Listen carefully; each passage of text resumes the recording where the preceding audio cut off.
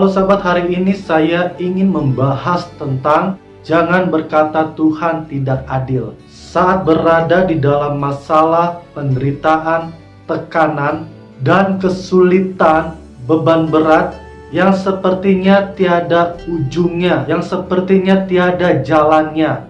Biasanya titik seperti ini orang akan menjadi kecewa, marah, dan memberontak kepada Tuhan Yesus itu sendiri. Dan tidak menutup kemungkinan orang-orang yang mempunyai karakter seperti ini akan menganggap Tuhan itu tidak adil. Kita juga pernah mendengar kisahnya Ayub. Ayub pun pernah mengalami dan merasakan hal seperti ini. Padahal di dalam firman, Ayub dikatakan orang yang saleh, jujur, takut akan Tuhan, dan menjauhi kejahatan. Ia pun tak luput dari pencobaan dan permasalahan yang datang secara bertubi-tubi, sehingga Ayub kehilangan anaknya, harta yang dia miliki hilang, dan istri yang dikasihinya menghujat dia, menghina dia. Istrinya berkata, "Masih bertekunkah engkau dalam kesalehanmu? Kutukilah Allahmu dan matilah." Di firman Tuhan dijelaskan, Alkitab menyatakan bahwa Ayub berkeluh kesah dan frustasi apa yang dia hadapi. Sampai-sampai ia mengutuki dirinya sendiri karena dia tak tahan menanggung beban apa yang dia alami. Apa yang dia alami itu beban yang begitu berat, yang tidak pernah dialami manusia dimanapun.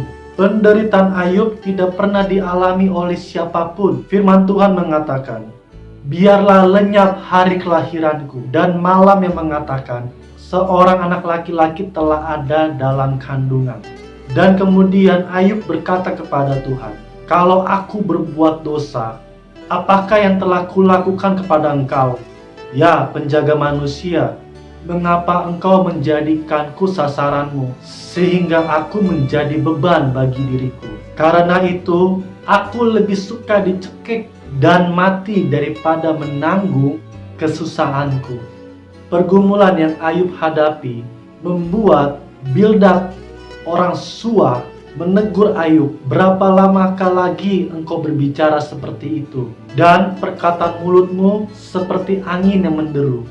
Mungkin sekarang saudara sedang kecewa, sedang putus asa, tidak ada jalan keluar, sehingga saudara mengartikan Tuhan tidak pernah memperhatikan saudara.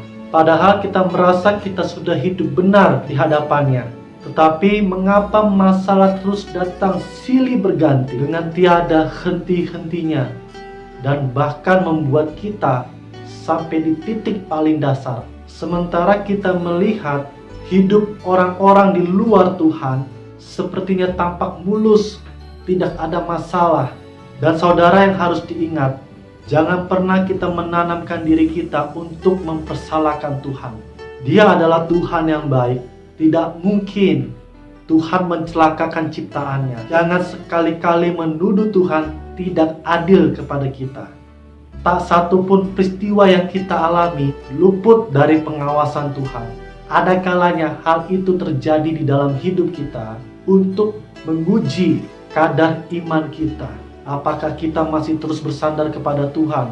Kalau kita terus membaca kisahnya Ayub, Ayub segera sadar dan menyadari kesalahannya dan mencabut semua kata-kata negatif yang telah keluar dari mulutnya.